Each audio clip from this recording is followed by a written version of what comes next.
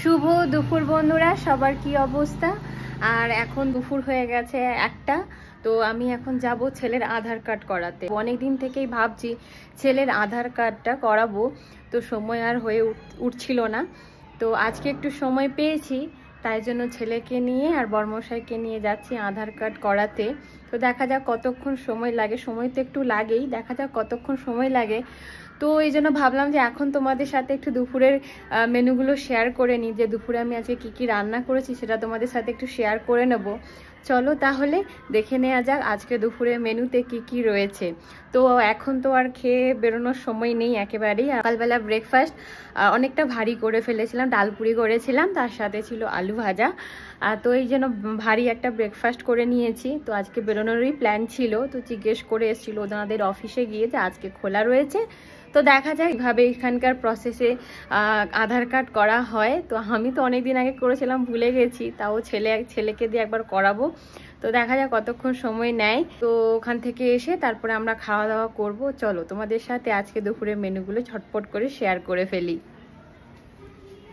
কি রয়েছে এখানে? রয়েছে দেখো, মাছের চচ্চড়ি রয়েছে, ট্যাংরা মাছ, আর হচ্ছে সামুদ্রিক মোরলা দিয়ে পেঁয়াজ আর টমেটো আর কিচ্ছু না, আর কালো জিরা ফোড়ন দিয়ে এই সিম্পল তরকারিটা বানিয়েছি, মানে ঝাল বলতে পারো, এটা বানিয়েছি। আর রয়েছে এখানে অল্প করে ছেলের জন্য ডাল, আর রয়েছে এখানে উচ্ছে আলু ভাজা পেঁয়াজ দিয়ে ভেজেছি, আর রয়েছে এই যে বড়ার টক।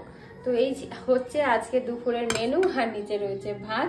তো চলো অবশ্যই বলো আজকে দুপুরের মেনুগুলো তোমাদের কেমন লাগলো। শেয়ার করলাম, শেয়ার করতে ভালোবাসি, তাই শেয়ার করি তোমাদের সাথে।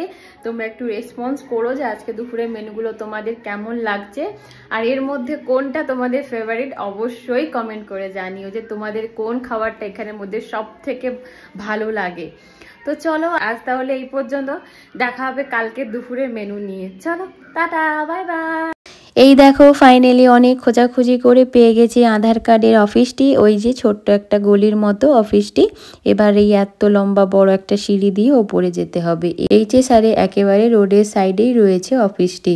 কিন্তু আজকে যেহেতু শনিবার অনেক ভিড় ছিল, আর অনেক তো দোকান অফিস, তাই খুঁজতে তো সময় লেগেই গেছে, অনেকটা টাইম এখানেই চলে গেছে খুঁজতে। তারপর এসে অনেকক্ষণ অপেক্ষা করলাম, আর এই দেখো বেশ কয়েকজন মানুষজন আগের থেকেই লাইন দিয়ে বসে রয়েছে। ভিড় ছিল কিন্তু বেশ তাড়াতাড়ি হয়ে গেলেই মঙ্গল, কারণ ছেলেটাকে নিয়ে গিয়ে অন্তত বাড়িতে তাড়াতাড়ি খাইয়ে একটু ঘুম পাড়িয়ে দিতে পারবো। আর এই দেখো বাচ্চা কাচ্চাদেরকে দেখতে পেয়ে আমার ছেলের তো বেশ মজা, অনেক বন্ধু পেয়েছে, তাই জন্য একটু আনন্দও করছিল।